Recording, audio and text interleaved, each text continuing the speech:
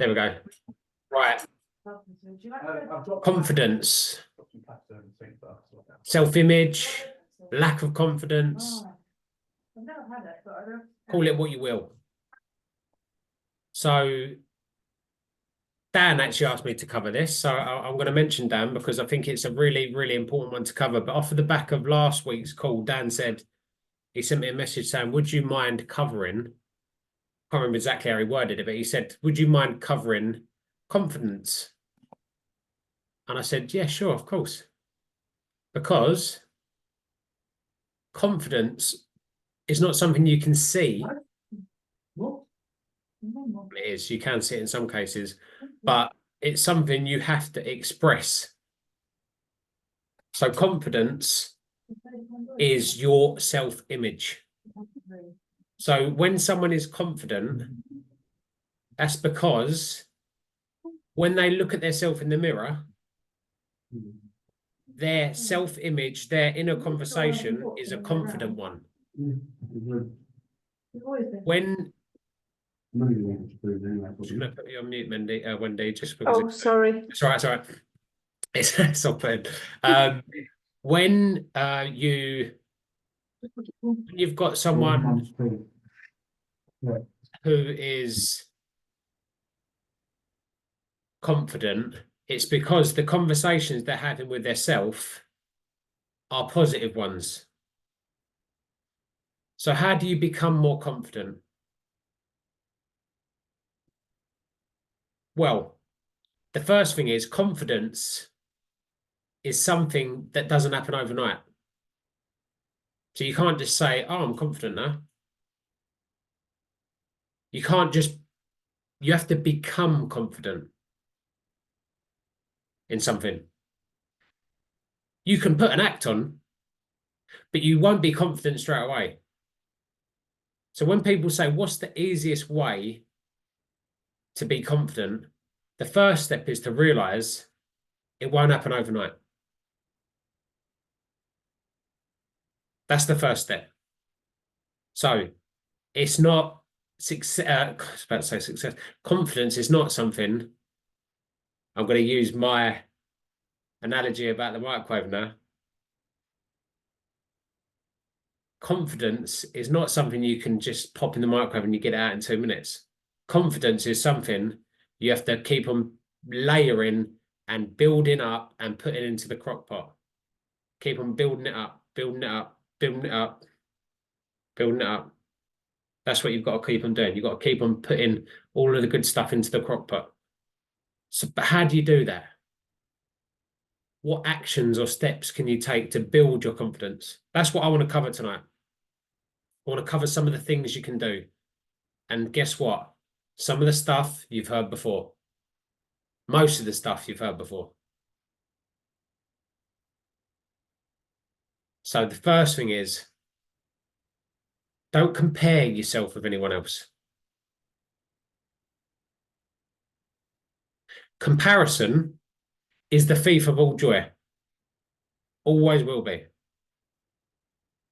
So when you're comparing yourself to Billy Joe over the road and you're not where he is, guess what? It's not going to give you a good feeling. Has anyone ever done this?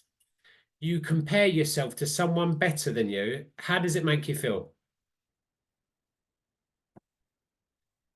Not great, because you're like, oh, man, they're just so much better than me at the minute. They're just so much.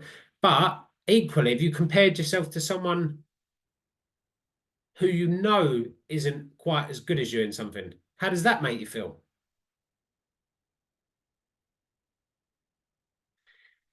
If you compare yourself to no one but yourself, you will not be disappointed because the comparison has to be with yourself, no one else. Starts with you. Compare yourself to you. Compare apples with apples. You get people all the time. It happens all the I get it all the time. They're comparing something over there with something over there, and it's like they're not even the same thing. They're not even like They're not. One's a fruit and one's a piece of meat, and you're comparing the two and go, well, that one's different. Of course, it's different. Of course, it's different. Well, why are you comparing the two? Don't compare. That for me is huge. You might want to write that one down. Comparison is the thief of all joy. We could end the call there, but we won't. We'll go on. Self-image. So I touched on it at the start, but your self-image is what you portray and other people see. So when you look at yourself in the mirror and you look at yourself and go, you're looking pretty good. Like when you're in good shape and you look at yourself, you're like, I'm looking good. I'm looking strong. I'm looking, everyone's done it. You get in front of the mirror, start tensing your legs. My legs are looking strong. Yeah. Right? You know what I'm talking about. When you look at your new six pack, is that this is a joke that's got out of hand. I will never have a six pack, just for reference, but I might have a four pack. Exactly, but that's a great example there. So you look at yourself and you're like, oh, hang on a minute, what's that? And you look at yourself like, wow, I feel it. I'm feeling good. I'm feeling good. You're not looking in the mirror going, Jesus, I've got that big beer belly I've got. When you portray the fact that you're feeling good, you're looking good, like when people go, oh, life's better with a tan. Life's better with what is that all about? Life's better with a tan. And people actually, they'll get a tan and go, oh, I'm feeling great. Amazing. If that's all it takes for you to feel from feeling like that to like brilliant, go on sunbed to get a tan. And that's what a lot of people do, right? That's what a lot of people do. Having orange skin makes you feel better. Whatever floats your boat. But that's self-image. So if you've got someone who comes across that's nervous, that's shy, they'll be like that. That's the way they'll act. When you come across someone who's confident, funny, witty, whatever it might be, that's what they'll be. That's what they are. They won't. There is an exception to that, but in most cases, that's what they'll be like. You can't act that sort of stuff. You can. A lot of comedians do it, and then they go home, and then they're like really, really, mentally really strained. But generally, ignoring comedians, the self-image you portray is what other people will see. So if you're looking at yourself in the mirror going, yeah, I'm gonna smash that, or I'm feeling great, or whatever it is, people pick up on that. It's an energy thing. It's not even, you don't even have to say nothing. People pick up on it. People know you're the one, you're the boss. You ain't messing, like you're going there. You're going places. Self-image, massive. Really, really key to confidence. Similar sort of thing, but self-image, how do you build your self-image? If you've got, guys, honestly, if you Google, like I always Google stuff just before I come on these calls, just to see how close my perception is compared to like the World Wide Web. And honestly, all of the stuff I'm talking about, if you Google how to build confidence, it's all the same. It's all the same stuff. Everyone's saying the same stuff. Not just me. Environment. So you're in an environment, and you can't always control your environment, and I get that. If you can, life's bliss. If you can control your environment from when you wake up to when you go to sleep, that's my idea of absolute bliss. But you can't. So you have to get good at protecting yourself when your environment's right, John. Frosty Bear. You have to protect yourself. You can't hear me because of the headphones. You have to protect yourself when you're in environments that you might not want to be in. So for a lot of people, that might be work. For a lot of people, that might be, yeah, mainly work, I could say. A lot of people, there's people there that might have different views, different opinions. So you're definitely going to be those sort of people around you. You've got to protect yourself in those environments. So listen, hear but don't listen. Hear but don't listen. So you've got to become very good at not engaging in conversations that you don't want to be in. I'm an expert at it. You've got to be good at shutting the door politely on people's faces. If that's not going to benefit you, get out of the way. Leave. Don't stand there and entertain someone if you don't want to be having that conversation. You can be polite about it, but get out of the way. Like, get out of the way. Don't waste your time and energy on it. Get yourself out of the way. Great one is if anyone wants some tips and tricks on how to stop people speaking to you, headphones, good one. If you just want to be like, it's a great indication, don't talk to me. Put the headphones in, a bit like Wendy is now. So you leave the headphones in, and all you do is you say, I'm focusing on this, whatever it is, just make it up. I'm focusing on this now, right now. I need some time. That's it.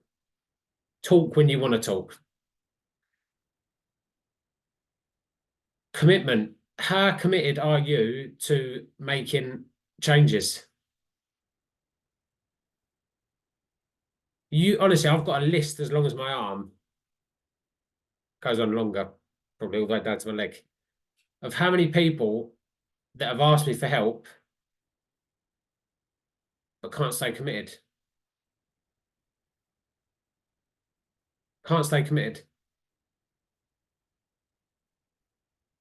So they want change, and then you say, "All right, let's change," and they go, "Whoa, whoa, whoa, whoa, whoa, whoa, whoa! What do you mean? What? I've got to like got to stop doing that one, doing that. Yep. I've got to, I can't do that what I was doing before. No. I'm not sure about that. I'm not sure. Okay.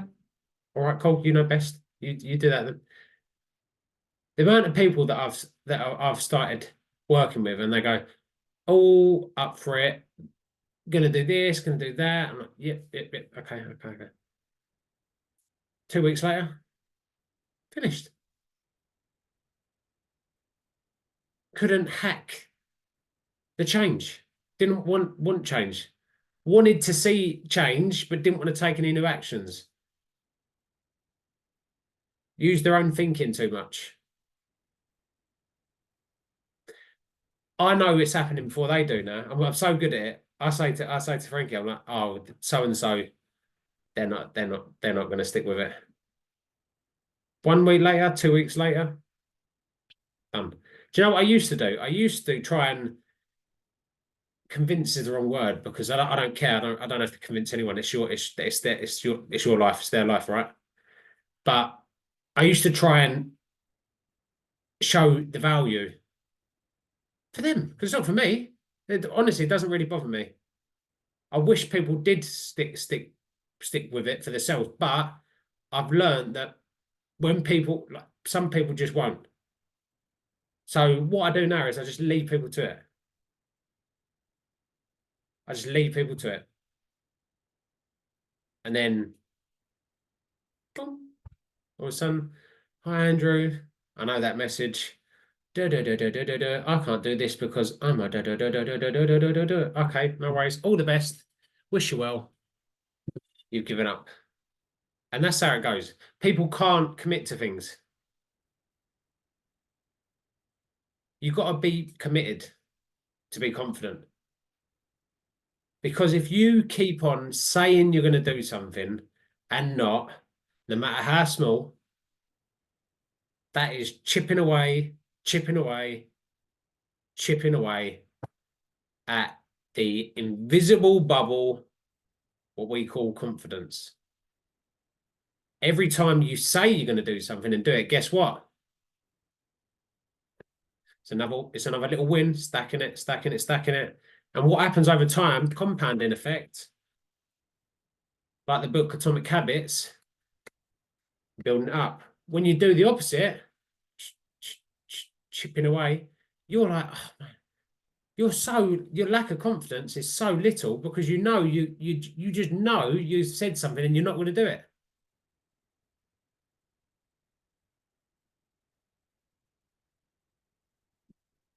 So when you have to be very, very selective with your words. And this is really hard, challenging.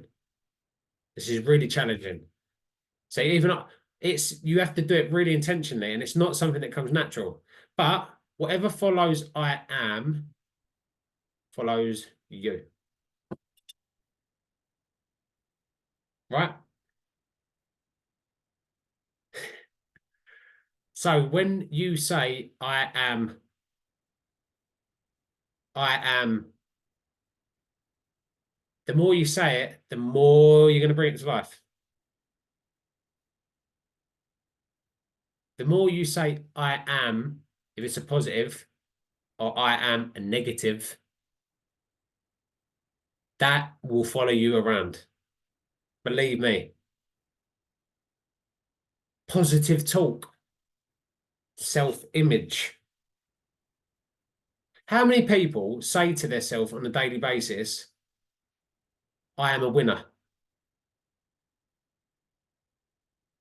I am leading the way in whatever it is you do. I am confident. I am. How many people say, honestly, genuinely do that every day, multiple times a day?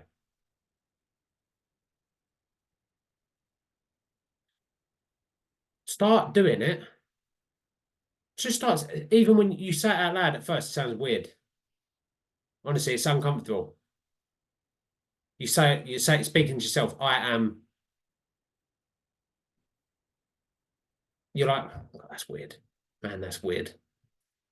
But keep on saying it. Look at yourself in the. I know this sounds mad, but look at yourself in the mirror and say, "I drive in the car. I drive to work for. I've got an hour's drive in the morning. My mornings are great. Honestly, great. I love being in the car. That's the time for me. I don't know how I get to work. I get there. Thank God for auto cruise control. I tell you, right? I use that time for me. Then I get to. Do you know what I do? I spend a whole hour.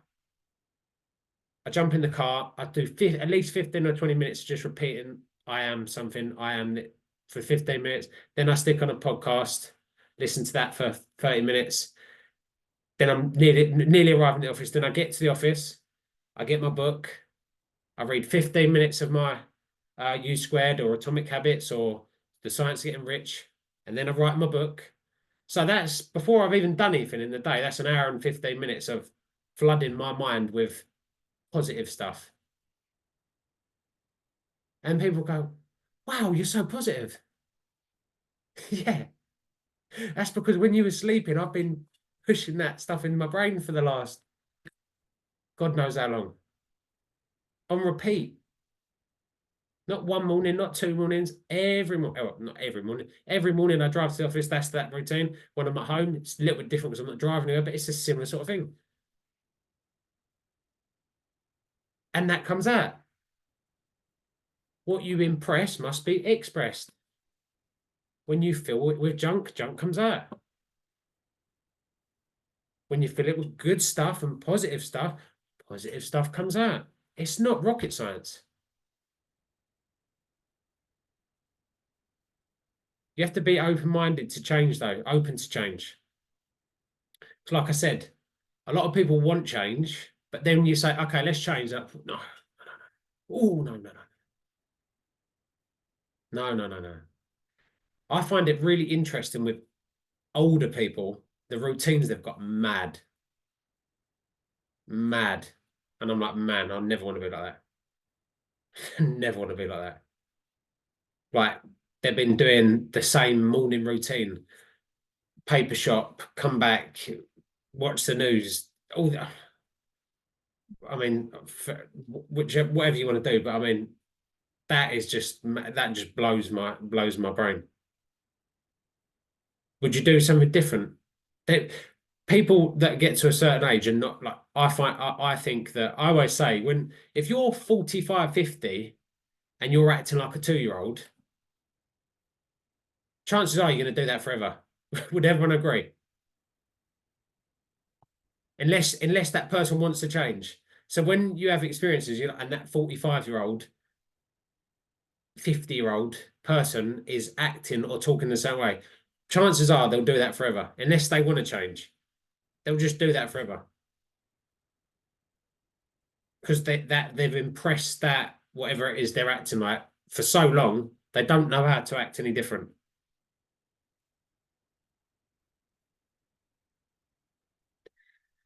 Discipline. So discipline is I believe it's discipline is just saying, not saying, but committing to something and then doing it. No worries, Richard. No worries at all. Um, Good to have you on the call, by the way. Discipline is all those small wins. Sorry, all those small things you say you're going to do, and they can be really small, really small. They can be big as well. But discipline,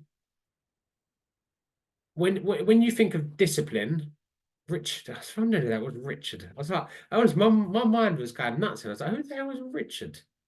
Richie, there he is, the man, Richie. Honestly, I was baffled there. I was just like, I was like, oh, this is new Richard. That's brilliant. Um, so you've got to stack up. Oh, sorry. When we think of discipline, what do we think of? What's the first thing when you think of discipline comes to mind? For me, it's military. People in the military, very disciplined. But what is it about and that makes them disciplined? Routine. That's it. Simple. That's it. You know, they say people in the military have got a very good routine. That's what discipline is. It's a routine. Get up, do the certain steps, whatever it is. That's discipline. Discipline's an action. Most of us are disciplined at brushing our teeth, I hope. They're all disciplines. Just get disciplined in the right areas.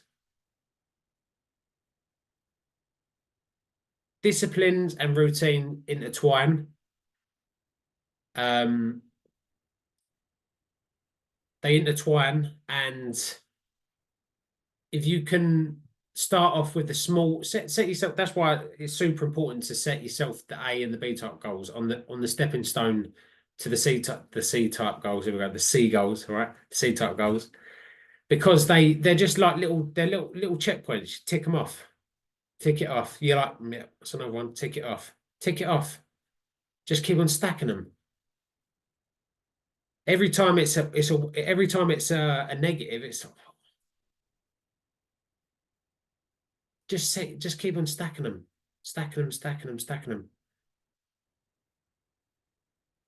And the biggest one, as we all know, I hope I haven't got to say the biggest one, but is the overall encompassing driver focus will always go back to goals. That's it. It will always, these are all important, but the goals is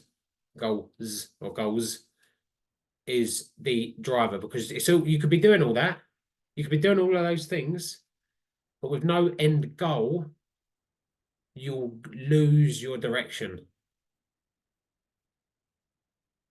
So it's really important to have that really long term, in the distance, can't see how it's possible, C type goal. And I was having a conversation at the weekend, and we were saying, conversation was something like, well, we can't do it like this forever.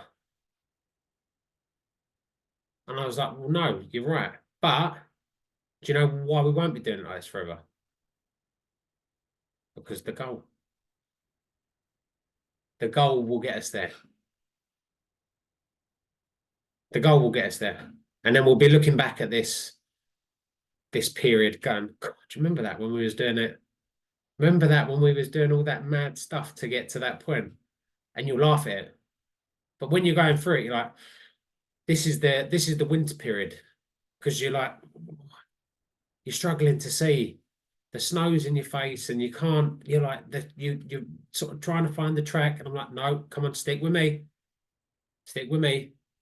We're just going to keep it moving. And that's the point of where you've really got to focus on the goal, because you can quite easily veer off the track and crash and burn.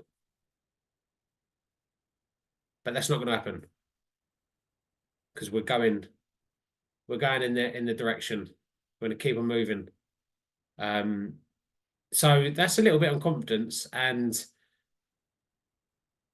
confidence, I think, will you get confidence. You get confident in. So, for example, these calls for me, I don't get like. They don't phase me anymore, but purely because I've done them so much. But different setting. Do I lack a little bit of confidence? Absolutely. Do I want to get better at doing that? Yes. So for me, I want to do this more in front of people live, because I'm not as confident. And that for me is an area I've got to work on. So for example, the JDRF event at the weekend, I wasn't as confident as I know I can be. That's for me to work on. I like that. It's different environment, different setting, same stuff. Time pressures, other people, all of these things will be like, whoa, what knocks you confident, like, wobbles you a little bit. Takes you a little while to settle. You're a bit like, whoa. Does that mean I'm going to stop doing that because that made me feel like that? No. I actually want to do it more. So the next time I do it, I'm a little bit better. Just a little bit better. So look, I hope that brings brought some value as always. Hope that hopefully gives you some tips. Is there any questions before we wrap things up? Cool. All right, guys. Well, look, I appreciate you all coming as always. And we will see you Thursday for the one call. Cheers, guys. Have a good week.